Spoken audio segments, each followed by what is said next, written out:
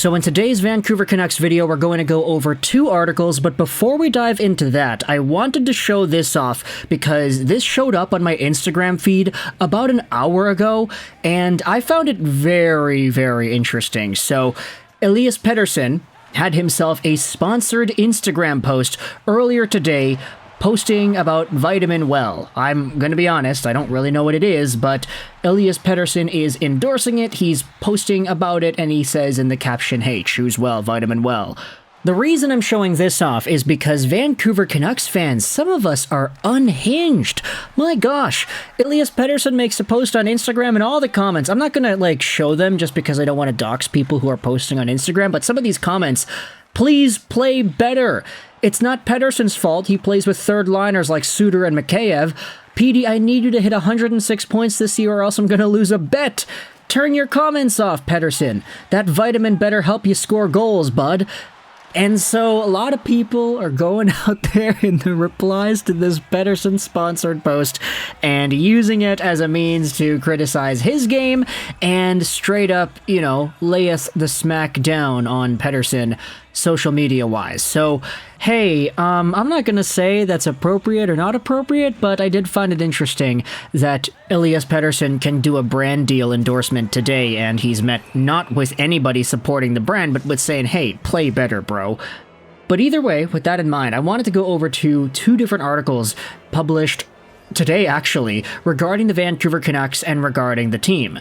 We have ourselves a piece published by Pierre LeBrun on The Athletic from earlier this morning. Canucks GM Patrik Allvin talks about quiet deadline, signing Pettersson, plus Lindholm, Demko, and more. And then we also had ourselves a piece made by Daniel Wagner on VancouverisAwesome.com. This was some comments from Rick Tocchet, actually, in regards to Elias Pettersson. But before we go over onto the Wagner piece, let's go over onto The Athletic. Again, articles will be linked in the description if you want to go ahead and read these, but because The Athletic is paid for material, we're going to screenshot instead the Our Canucks thread that has this same Pierre LeBrun article. Because he had Electric Nucks, the poster of the article, go out there and include some of the important quotes from Allvin in the comments. So, here we go. Let's go over with Patrik Allvin talking about being first place in the Western Conference. I do think we had hopes during the process that would be going in the right direction, but I wouldn't think we'd be in first place. No, definitely not, Allvin told The Athletic with a smile. Allvin then was asked about the quiet trade deadline that in which the Canucks had, where they made no moves and got no extra players. We had prioritized a couple of players that we had interest in, and for different reasons we weren't able to execute those deals. But then, there wasn't a plan B or a panic move, Allvin said. Pierre LeBrun then confirms that those players that the Canucks were targeting were Tanev and Gensel. So you know what? I actually really do like that he was able to say it like this. Yeah, we had our guys, we had our priorities, we wanted to think about these guys, but after we didn't get them, we didn't panic. We just stood our ground and said, okay, we didn't get them, that's it. And from one point of view, I could respect that and say, yeah, it's good the Canucks are not overpaying, they're not trying to get out of a Willander or a Lekkerimaki to get one of these guys just because they're desperate. They're standing their ground and using their resources to say, yeah, whatever's outside our comfort zone, we're not going to do it. We're going to stick around here, roll with our guys, and if we don't get a trade done for a player, then that's it. We don't get a trade done. In regards to some of the other players, though, this is what he had said on Elias Lindholm. Initially, when we made the Lindholm trade, I talked to his camp and said our intention was to sign him, Allvin said. But obviously, it's got to work for both sides. We'll see. I think it's been a little bit of an adjustment for him. And in fairness, the whole team hasn't played great. We knew we were going to have a tough February schedule workload-wise. It was heavy, and we got out of it with a .500 record, which is the reason we're still sitting at the top, I think. So for Lindholm, it's interesting to hear that the Canucks' intentions were flat out saying, hey, we want to re-sign you. We didn't trade for you with the idea that you'd just be a rental, we wanted to actually explore a future with you. And that's at least good to know that Canucks' mindset about this is not very short-term oriented, but at the same time, it's like, Elias Lindholm was reportedly asking for something in the $8 million range. Bro, does that guy deserve to be getting more money than Quinn Hughes? It's the same Filip Hronek argument all over again. And by the way, speaking about that Filip Hronek, we did have a segment from Elliot Friedman from today's Donnie and Dolly show as to the price there. Apparently, the Canucks could be getting Filip Hronek for something in the $7.5 million range. That's the sweet spot. So that's an even bigger conversation to look forward to. Either way, let's go back over onto the Athletic piece.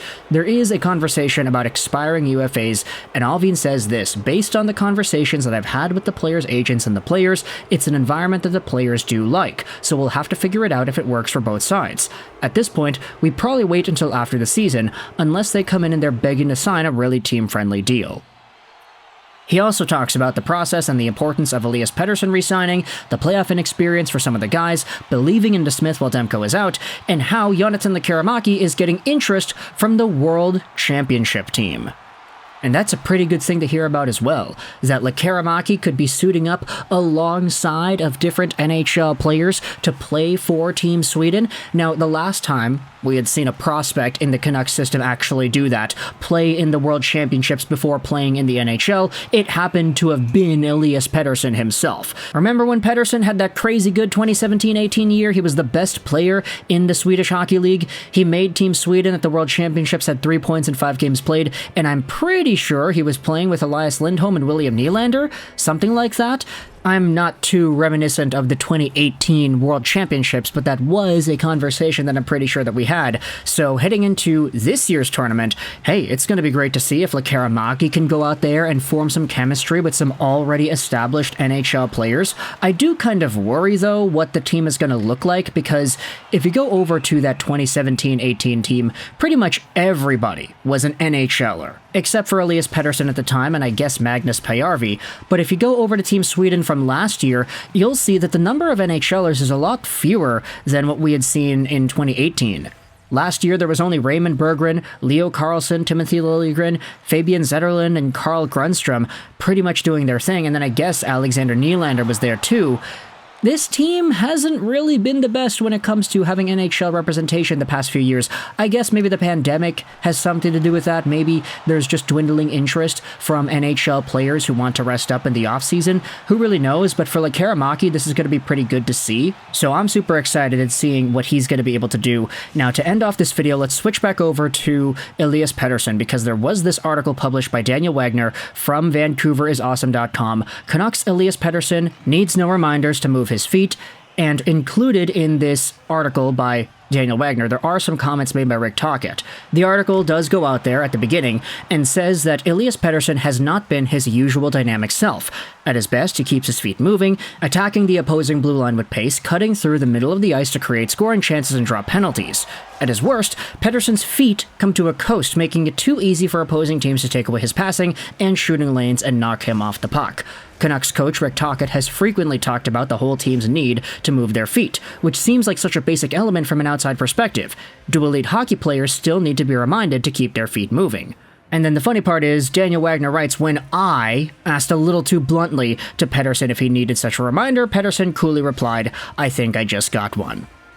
Now, all tongue-in-cheek Elias Pettersson comments aside, let's go out there to the bottom of the piece and talk about Rick Tocchet's conversation. He's got to get in his head that move my feet, give me the puck mentality. Perhaps there's an experience element to it for Pettersson, who is playing in the most high-pressure environment of his career with the Canucks at the top of the Western Conference standings. But again, he does not need the reminder to move his feet. He's already well aware. He was talking, "I'm not moving my feet."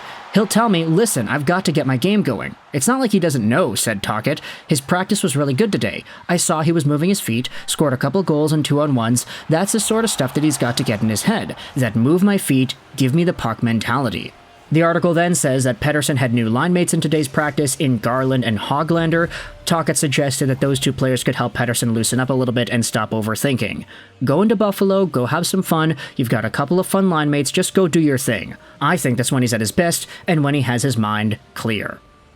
The Canucks do play the Buffalo Sabres later tomorrow, so we'll see where exactly they'll go with that. Will they lose again? Will they blow a lead again? Who really knows? But let me know your thoughts in the comment section below about Patrik Allvin talking about the trade deadline. What are your thoughts about Elias Pettersson? What are your thoughts about Lekkerimaki going over to the World Championships potentially? And everything else in between. Lindholm getting re-signed, the Canucks straying away from Tanev and Gensel at the trade deadline, and both of the articles that we looked at as well. Links are going to be in the description to the Athletic piece, the Daniel Wagner piece, as well as the Reddit thread with the comments. But for now, let me know your thoughts in the comment section below. I hope you enjoyed this video. And bye.